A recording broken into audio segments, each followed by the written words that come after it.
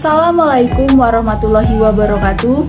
Halo semuanya, kembali lagi dengan saya Indah Hairani dengan MPM A1A021091 kelas 2C Prodi Pendidikan Bahasa Indonesia dengan dosen pengampu Bapak Dr. Muhammad Kristiawan MPD.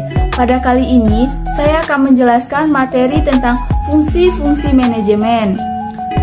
Pada bab ini saya akan menjelaskan secara singkat materi ini. Mari kita simak materinya bersama-sama ya. A. Perencanaan.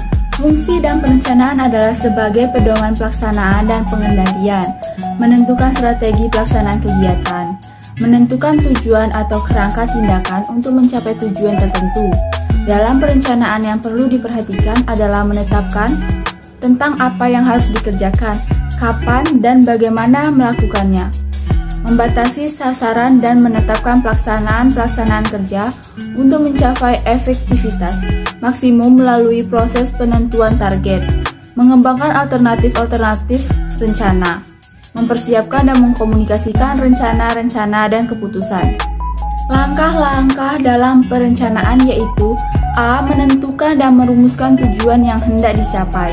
B. Meneliti masalah atau pekerjaan yang akan dilakukan. C.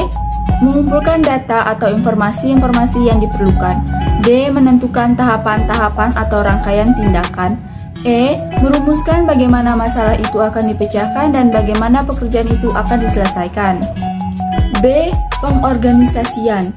Fungsi pengorganisasian diartikan sebagai kegiatan membagi tugas kepada orang-orang yang terlibat dalam kerjasama untuk memudahkan pelaksanaan kerja. Pelaksanaan fungsi pengorganisasian dapat memanfaatkan struktur yang sudah dibentuk dalam organisasi. Dalam pengorganisasian terdapat beberapa langkah yang harus diperhatikan, yang antara lain menentukan tugas-tugas yang harus dilakukan untuk mencapai tujuan organisasi, membagi seluruh beban kerja menjadi kegiatan-kegiatan yang dapat dilakukan oleh perorangan atau kelompok, menggabungkan pekerjaan para anggota dengan cara yang rasional dan efisien, menetapkan mekanisme untuk mengkoordinasikan pekerjaan dalam satu kesatuan yang harmonis, melakukan monitoring dan mengambil langkah-langkah penyesuaian untuk mempertahankan serta meningkatkan efektivitas.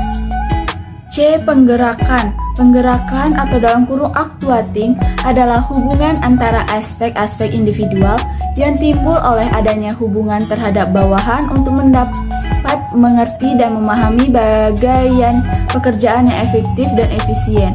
Actuating adalah bagian yang sangat penting dalam proses manajemen berbeda dengan 3 fungsi lain: planning, organizing, dan controlling.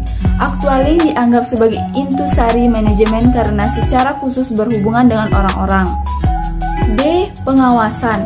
Pengawasan adalah proses menentukan apa yang dicapai berkaitan dengan standar apa yang sedang dihasilkan, penilaian pelaksanaan, formasi, serta bila mana perlu diambil tindakan korektif.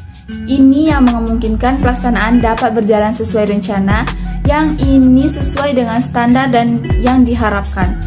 Tujuan pengawasan menurut konsep sistem adalah membantu mempertahankan hasil atau output yang sesuai dengan syarat-syarat sistem.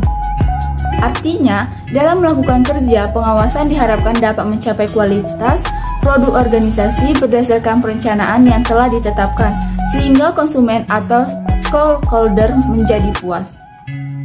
Sekian, itulah materi dari bab 3 yang saya berikan. Semoga bisa dipahami dan bisa disimak dengan baik dan bisa dicerna. Saya ucapkan terima kasih. Bye-bye.